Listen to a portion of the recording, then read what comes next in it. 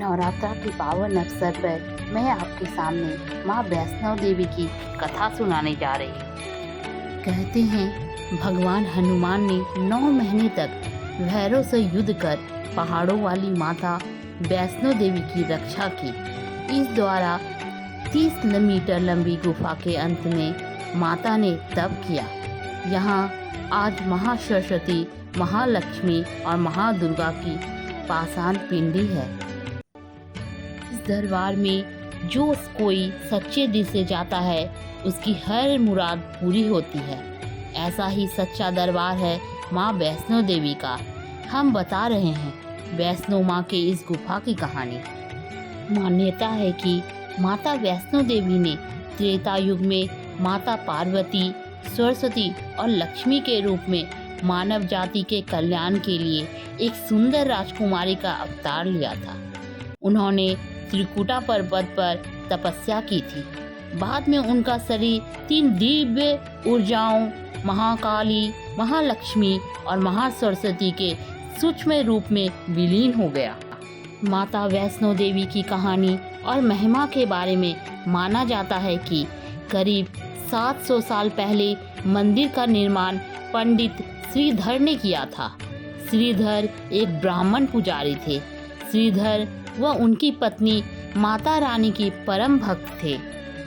एक बार श्रीधर को अपने सपने में दिव्य के जरिए भंडारा करने का आदेश मिला, लेकिन श्रीधर की आर्थिक स्थिति अच्छी नहीं थी, जिसके कारण वह आयोजन की चिंता करने लगे और चिंता में पूरी रात जागे। फिर उन्होंने जब किस्मत पर छोड़ दिया, सुबह होने पर लोग वहां प्रसाद ग्रहण करने के लिए आने लगे। जिसके बाद उन्होंने देखा कि वैष्णो देवी के रूप में एक छोटी कन्या उनकी कुटिया में पधारी और उनके साथ भंडारा तैयार किया। गांव वालों ने इस प्रसाद को ग्रहण किया। इस प्रसाद को ग्रहण करने के बाद लोगों को संतुष्टि मिली, लेकिन वहां मौजूद भैरवनाथ को नहीं। उसने अपने जानवरों के लिए और खाने की मांग की, लेकिन वहां वैष्णो देवी के रूप में एक छोटी कन्या ने श्रीधर की ओर से ऐसा करने से इनकार कर दिया। उसके बाद भैरवनाथ ये अपमान सह नहीं पाए और उसने दिव्य लड़की को पकड़ने की कोशिश की, लेकिन वह ऐसा करने में विफल रहा। लड़की गायब हो गई। इस घटना से श्रीधर को बहुत दुख हुआ। श्रीधर ने अपनी माता रानी के दर्शन करने की लालसा जताई, जिसके बाद एक रात वैष्णो माता ने श्रीधर को सपने में दर्शन दिए और उन्होंने त्रिकुटा पर्वत पर एक गुफा का रास्ता दिखाया, जिसमें उनका प्राचीन मंदिर है।